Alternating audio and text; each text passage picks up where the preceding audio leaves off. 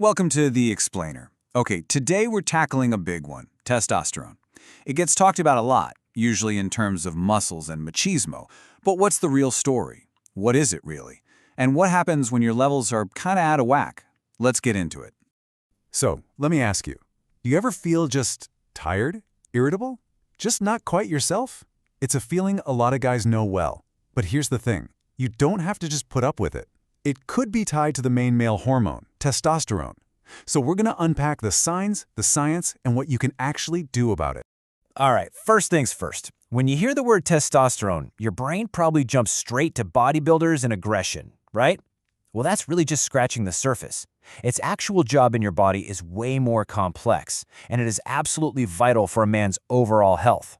I want you to think of it like the master switch for male biology. I mean, look at this list. It has a hand in everything from your mood and your ability to focus to bone health and producing sperm.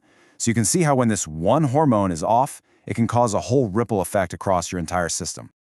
Okay, so we've all heard the commercials and the term low T, but what does that actually mean from a doctor's perspective? You know, it's not just a vague feeling, it's a real diagnosis, and it's based on some very specific numbers.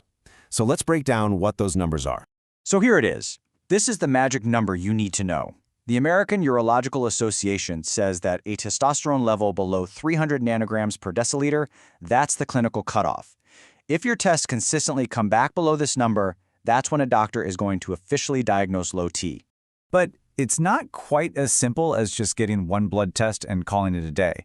See, your testosterone levels, they naturally go up and down all day long, and they actually peak in the morning. That's exactly why a proper diagnosis requires at least 2 separate low readings, and both of those tests have to be taken early in the day before your levels naturally start to dip. And this chart is fascinating because it shows that normal is really a moving target, right? It totally changes depending on your age. Just look at that huge surge during the teenage years. For most adult men, the healthy range is actually pretty broad. We're talking anywhere from 300 all the way up to 1,000.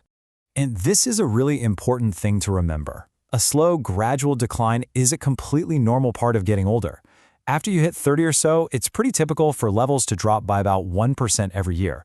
This isn't necessarily a crisis, it's just a natural biological process. Okay, so we get the numbers now, but what does this feel like in the real world? Let's talk about the actual symptoms of low T, and maybe more importantly, what's really going on underneath, the root causes. You know, the symptoms of low T can often feel like a vicious cycle.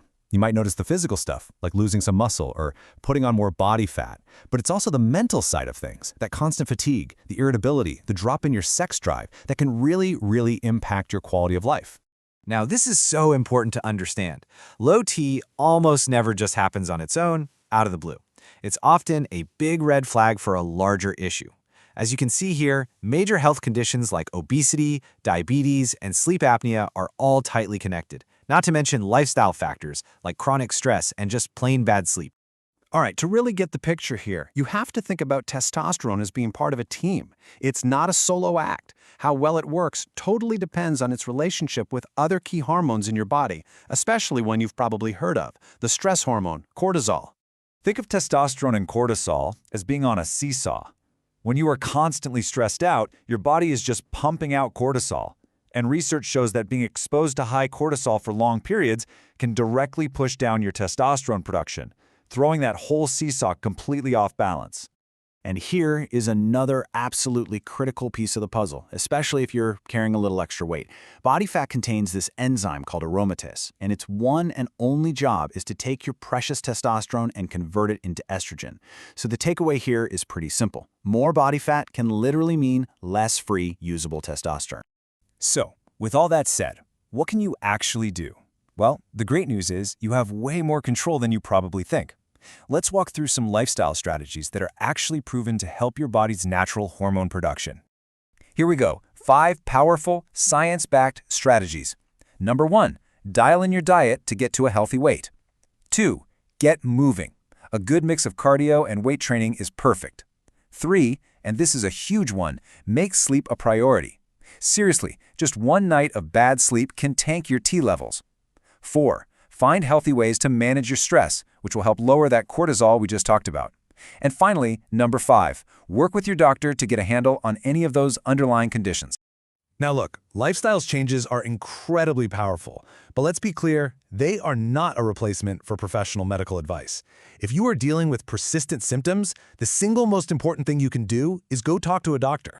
For men who actually have a clinical diagnosis of testosterone deficiency, there are definitely effective medical treatments out there.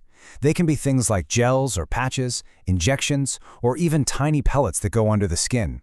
A doctor is the only one who can help you figure out if this is the right path for you. And let's be absolutely crystal clear about this point.